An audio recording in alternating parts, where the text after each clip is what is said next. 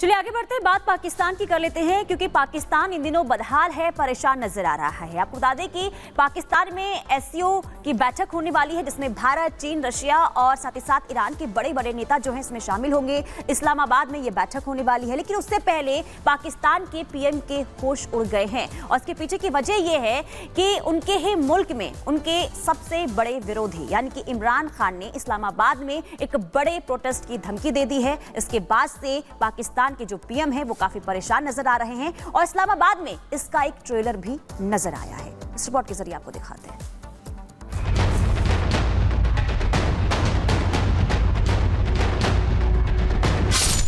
पाकिस्तान में एससीओ की बैठक, लेकिन बैठक से पहले पाकिस्तान धुआं धुआं। पाकिस्तान में खाने को दाने नहीं, लेकिन दावा खुशहाली का है।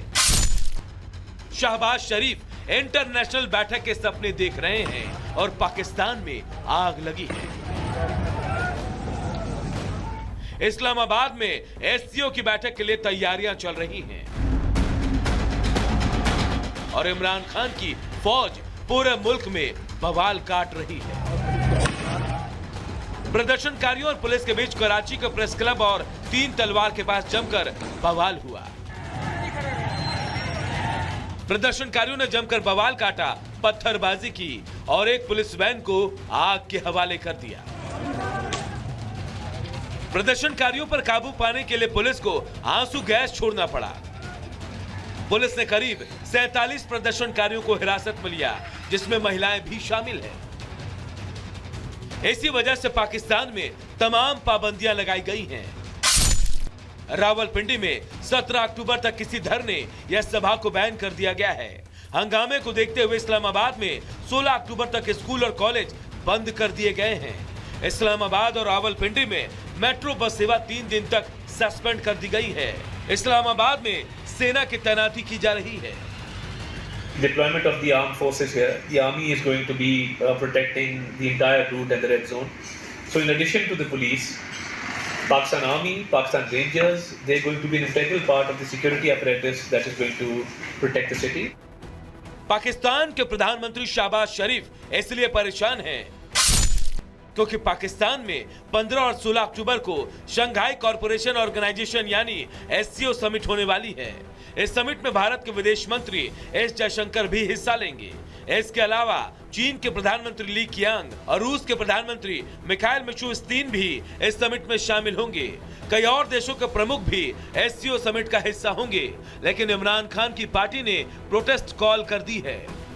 एससीओ समिट के लिए पाकिस्तान ने अपनी रणनीति तैयार कर ली है। पाकिस्तान के विदेश मंत्री इसाक डार ने कहा कि बैठक में गाजा युद्ध पर भी फोकस रहेगा। जिस तरह से कश्मीर हमारे लिए अहम है, उसी तरह से फिलिस्तीन भी उनकी प्राथमिकता है। एनडीएमए को कहा कि आप टेंट्स की और इस तरह की सर्दियां आ रही हैं, फौरी तौर पर तैयारी करें, वो हो रहा है। उन्होंने एक special account PM relief for Gaza and Lebanon, उसके लिए तो हमारी इसमें आप समझे कि टॉप प्रायोरिटी है। जैसे हमारे लिए कश्मीर की प्रायोरिटी है, इसी तरह गजा की प्रायोरिटी।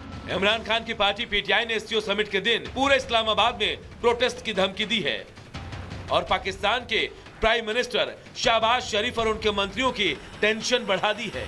एक तरफ तो एससीओ समिट के लिए इस्लामाबाद को सजाया संवारा जा रहा है, दुनिया के सामने पाकिस्तान की मुफलिसी को छिपाने की कोशिश हो रही है, तो दूसरी तरफ इमरान खान ने उनकी नाक में दम कर रखा है। Bureau report, Republic Bharat.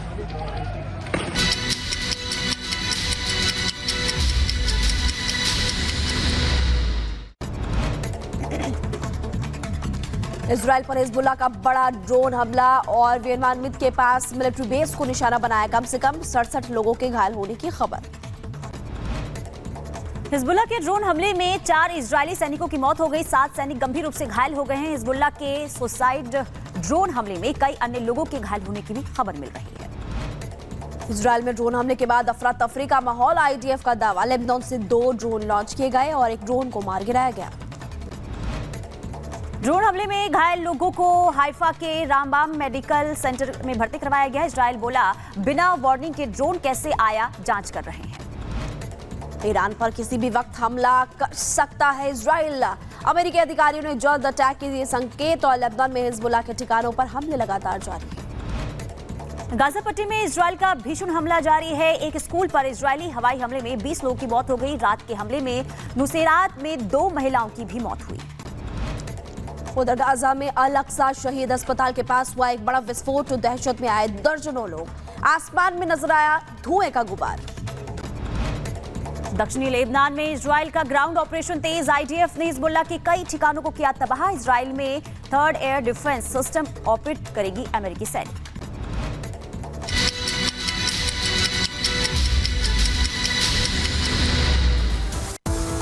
Welcome back. Republic Bharat के कुचिना स्टूडियो में एक बार फिर से आपको बहुत बहुत स्वागत और देश और दुनिया की तमाम बड़ी खबरें आप तक पहुंचाई रहे। लेकिन सबसे पहले बात करेंगे दिल्ली पुलिस की स्पेशल सेल और गुजरात पुलिस की तरफ से जो स्पेशल ऑपरेशन चलाया गया है उसकी जानकारी आपको देंगे। और दोनों की टीमों की तरफ से 5000 करोड़ की कोकेन जो है वो जब्त की गई है, बरामद की गई है।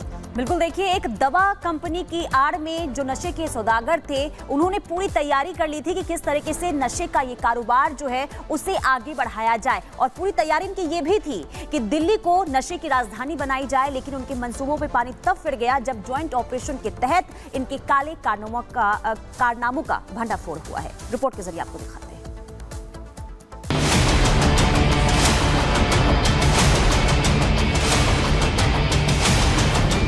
1 अक्टूबर 2024 महिपालपुर से 562 किलोग्राम कोकीन बरामद।